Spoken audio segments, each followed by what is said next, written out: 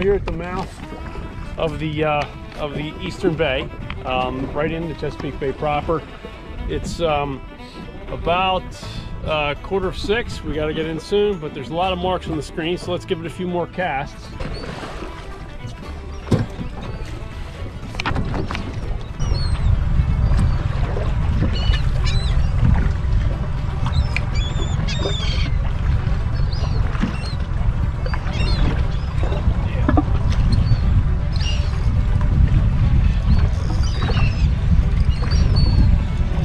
Better than the schoolies we've been pulling out.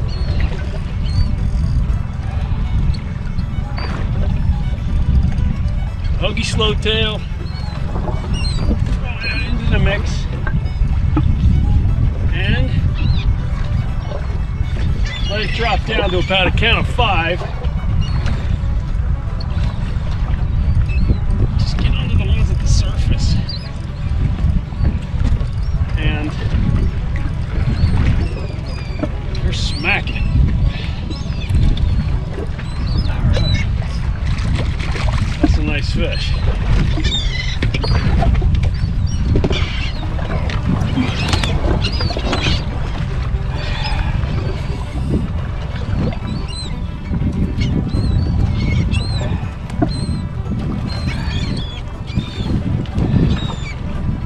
There we go. Very respectable schoolie. Upper size schoolie right here at this mouth of the Eastern Bay using Hoagie slowtails. Slow retrieve, kids. All right, back you go to the murky deep. Let's give it a try.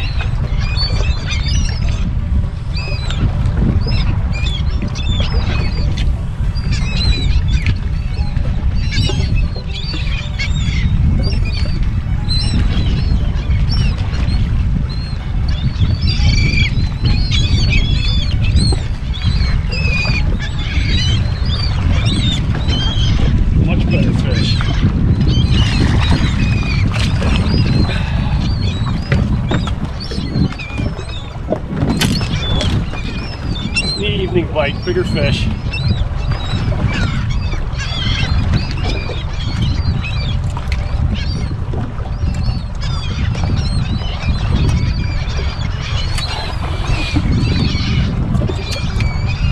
Down,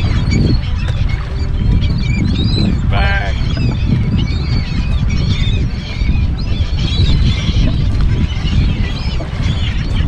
Right at the surface, you got it.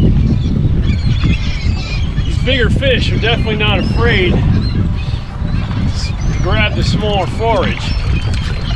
Little guys are mixed in.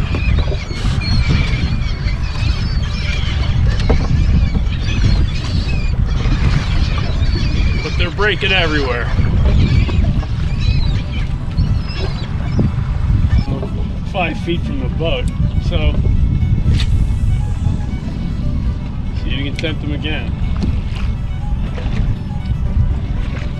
Frenzy's off. Over there.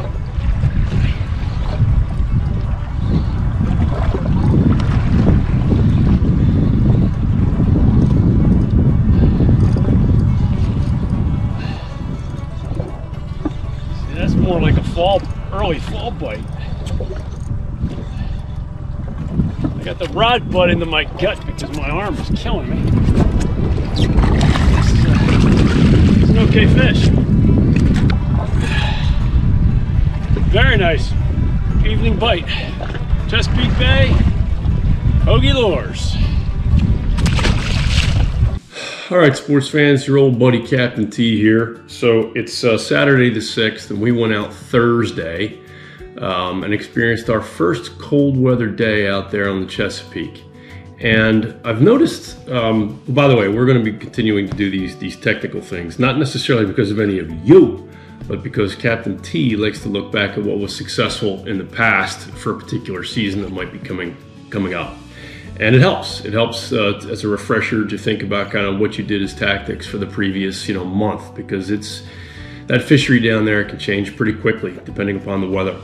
So what we experienced this time was weather that was snapped really, really cold. So We had about 53 degrees outside air temperature, and the wind was low that particular day, but we had some sub 30 degree temperatures sustained overnight for about a week or so. So when I was looking at the bottom machine, and we were looking, it's a through-hole transducer, so I can pick up temperature as well. And what we picked up that it was about 60 degrees on the surface, and about 10 feet down, we were registering somewhere around 50 degrees. So Striper's Lake water that's about 40 is at the bottom end, but 40 to 60, 50 degree water temperature, 50, 60 degree water temperature, they get really active. And they switch on. They're extremely opportunistic, and they've got millions of years of of natural selection that have basically taught them that there are certain habits that are successful. So at this time of year, I should say even more like October, we would have been expecting much more of what we saw this past Thursday. And like I've said before, if anybody will listen, it seems like the weather is pushed out about a month. That was really very much like an October bite. And what I also notice in terms of tactics, when I start talking about the flow of the water, whether it be incoming or outgoing tide that's perpendicular to over a particular structure that might come out into the flow of the water, none of that made any sense for this particular trip. So we had a very, very low tide that I came down there on, launched around 1 o'clock. And the tide was coming in till about 6 p.m. So I fished about 5 hours worth of all incoming tide, and it was rushing. That was a very, very low tide. We were coming off a full moon cycle, so it could be a very low tide on the back side of this thing, and we really had some rushing incoming current. So the bait was down low. It was down very, very low, and I don't know necessarily that it was because of the water temperatures or we'd had some rain, and the fresh water sitting on top, so like that salinity line. But the bait was down low, and we have seen that when bait is down low, as the day progresses and the sun gets a little, sets more on the horizon, the angle of light is a little bit different. The stripers will come out and start to stir it up, or whatever fish. It could be Spanish mackerel, could be bluefish, could be even perch. We'll stir that bait up. It'll come up to the surface, and the surface bite will erupt. But we were seeing bait on the bottom machine. We were seeing it on all the way through the Chester River, out past Love Point, into the main bay proper, north of the Bay Bridge. But nothing was really going on. So I went down and I fished the pilings, and I was seeing tons of bait that was smashed up against the rock piles of the bridge, but nothing was really actively going on it. I even tried my bottom rig, which I'm gonna show you this today. So typically what I'll see is a stratification in the water. So you'll see bait, but then you'll see the hard marks that are moving through it, and I'll be able to drop down and pull some of them up until such time as things get going into the middle of the water column and on the surface. And all the rules of structure, flow, and everything else were out the window. I was heading straight down the bay, down the middle part of the bay, towards Bloody Point, the bottom of Kent Island, and I ran into my first pot of bait and birds working it, and then another and another and another, all the way out to Bloody Point, which is where I caught the biggest fish of the day, and that's on the fishy footage to follow. But none of this made any sense, and none of it followed any of the rules kind of stalking these fish. This was an opportunity with the right tide and the bait kind of showing up in an area where it was going to show up, and the birds and the stripers went crazy. Now, what's going on at the surface is definitely your little guys, and I could see them. I could see their sides flashing. They're coming up on their sides, and they're just munching out on whatever it was, but it had to be smaller bait, because these little guys, a striper can swallow a big fish, but I mean little guys. These are 12-inch, 14-inch fish that were up at the surface. So this must be more like a bay anchovy bay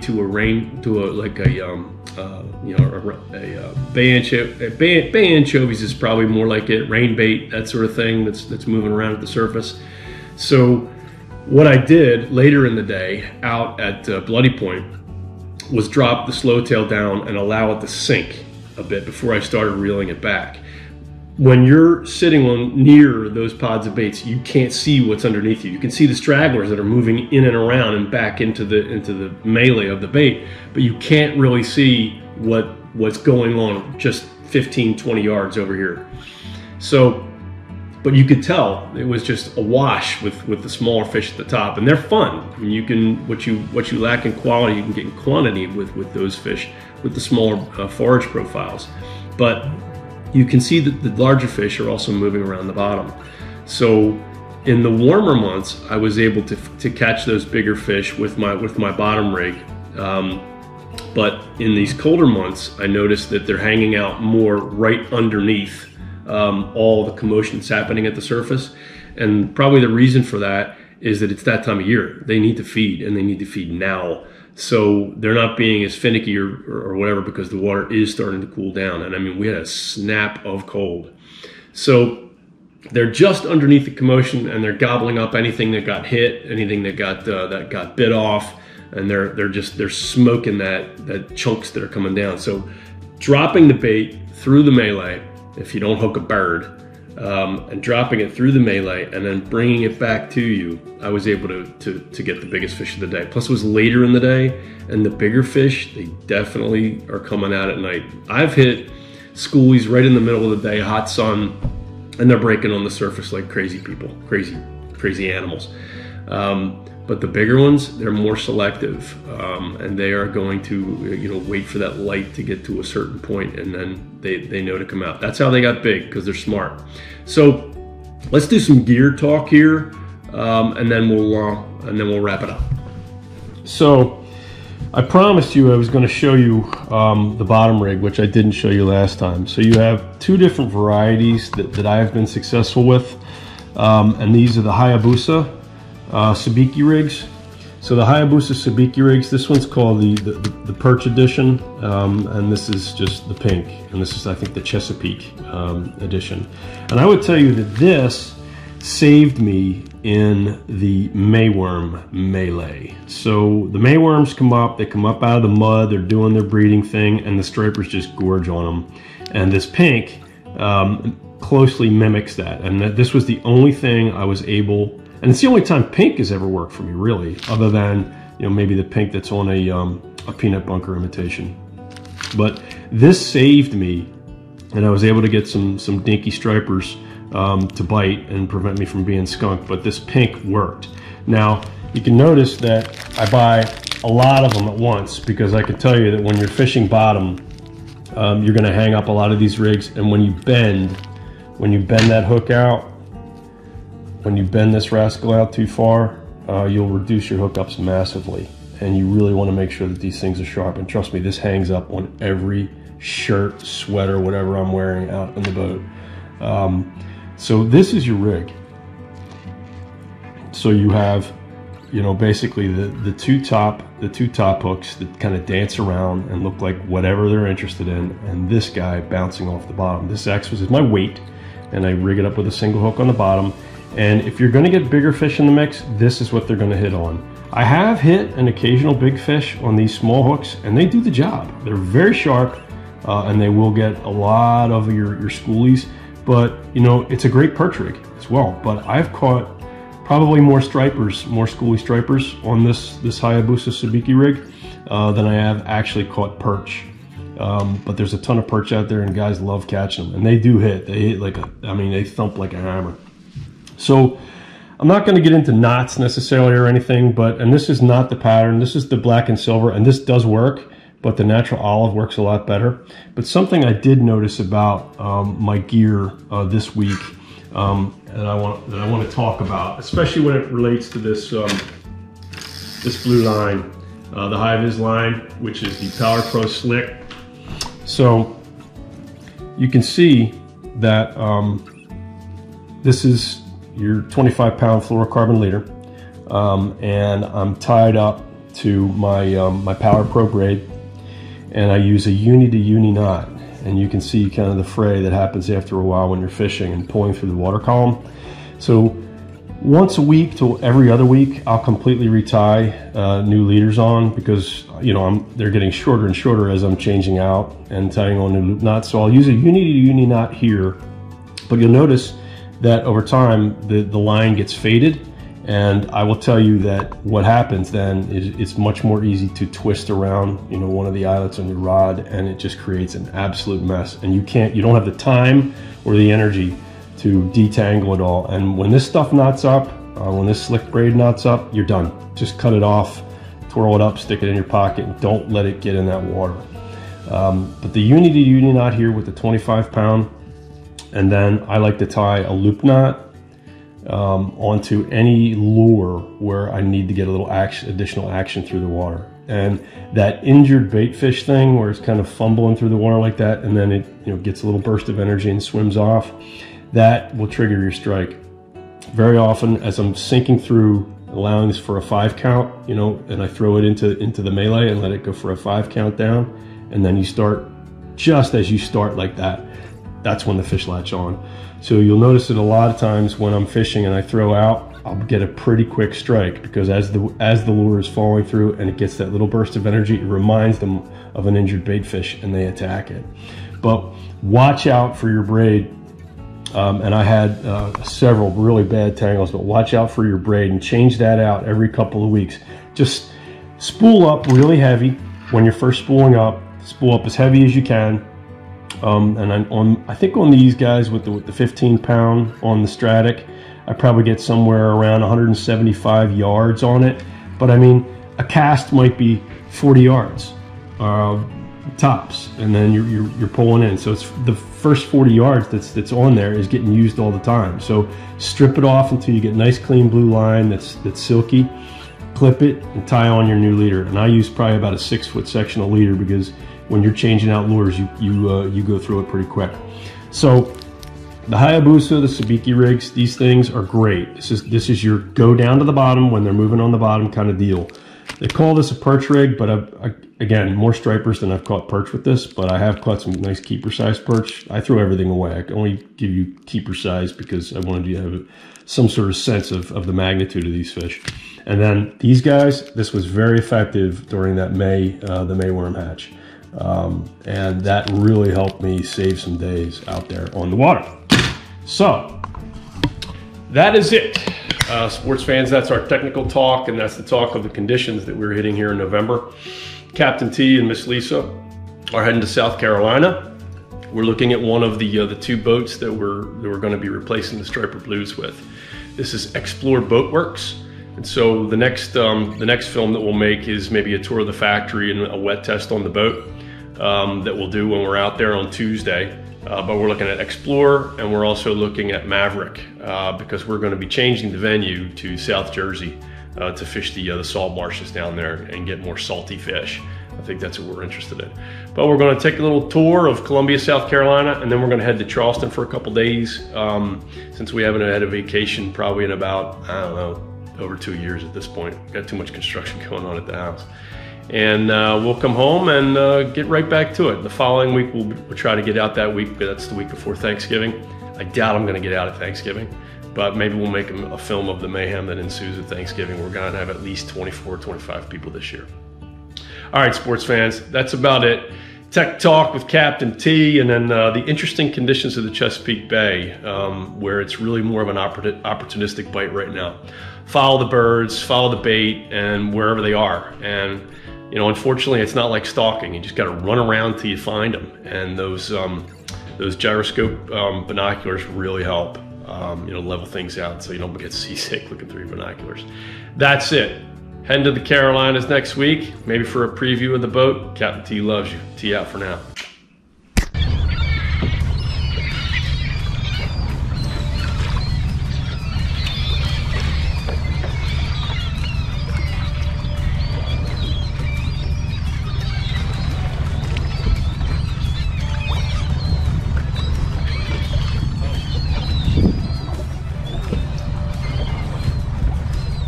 We hooked in something.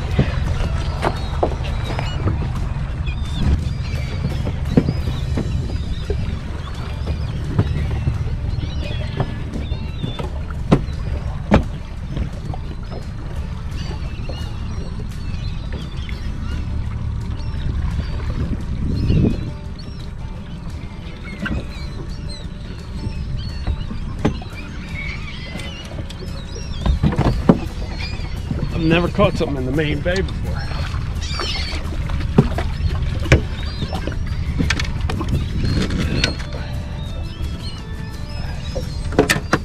This is definitely a bigger fish. They're right underneath us.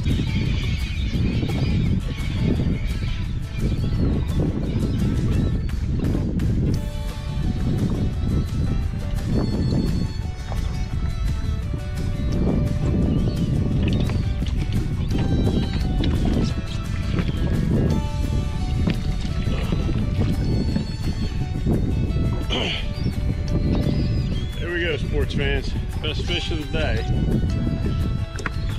Hoagie slowtail.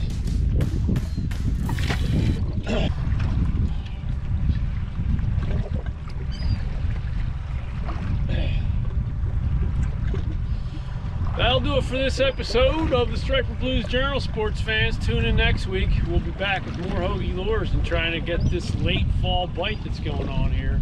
Sun is setting. Captain T's got to go in. It's turning into a pumpkin now.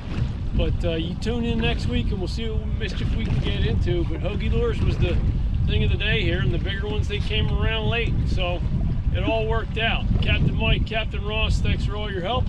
And thanks for your great lures. I got to get this snag undone. All right, later, sports fans.